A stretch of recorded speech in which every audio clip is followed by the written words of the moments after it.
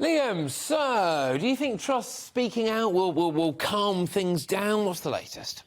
Yes, she's shown her face now that the markets are a bit calmer after that Bank of England intervention yesterday. It was an emergency intervention, Patrick. It wasn't an emergency interest rate rise. It was a bit more technical than that, and I thought you described it quite well in your introduction.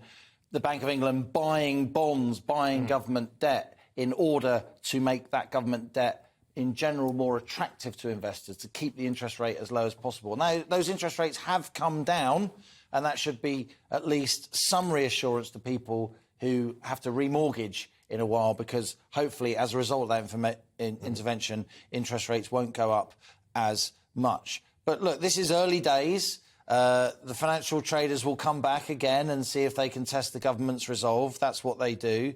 And Liz Truss and indeed Kwasi Kwarteng, they are facing an extremely tricky Conservative Party conference, which starts on Sunday and goes until Wednesday next week. And it's tricky not just because the beloved RMT Rail Union have decided to have a train strike to stitch up all the Conservatives going to Birmingham from across the country. Nice one, Mick Lynch. Well timed. It's just a coincidence. Yeah, absolute coincidence, yeah. But also because a lot of the Tory faithful and a lot of the MPs, they think that this financial turmoil reflects really badly on their party, and it does. They're worried that Keir Starmer is now across a range of polls, 15 points ahead. Yeah. Before this mini-budget, he was 7 or 8 points ahead. That's still not landslide territory for Labour by any means. It's still hung Parliament territory.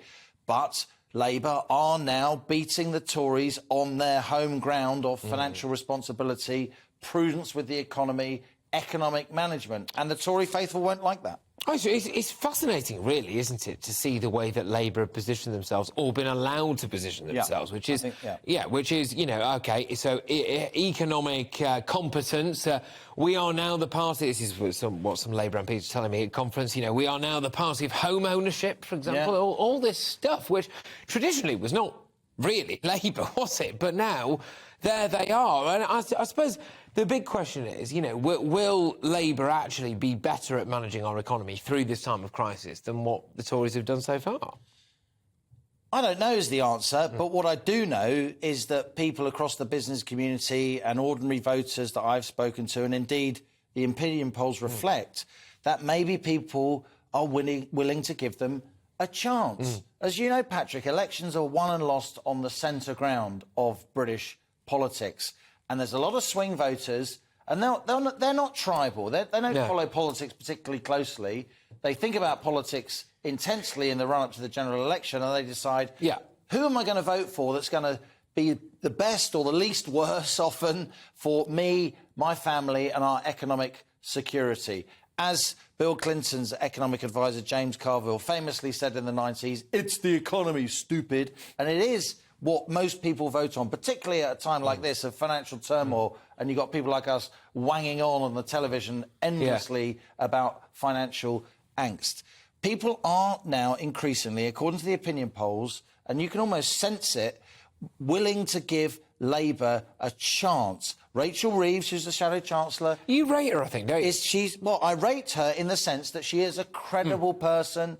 She's an economist who worked at the Bank of England. That's a pretty rare credential among journalists, among anyone in the political class. She does know her economics. Which helps. She passes what I call...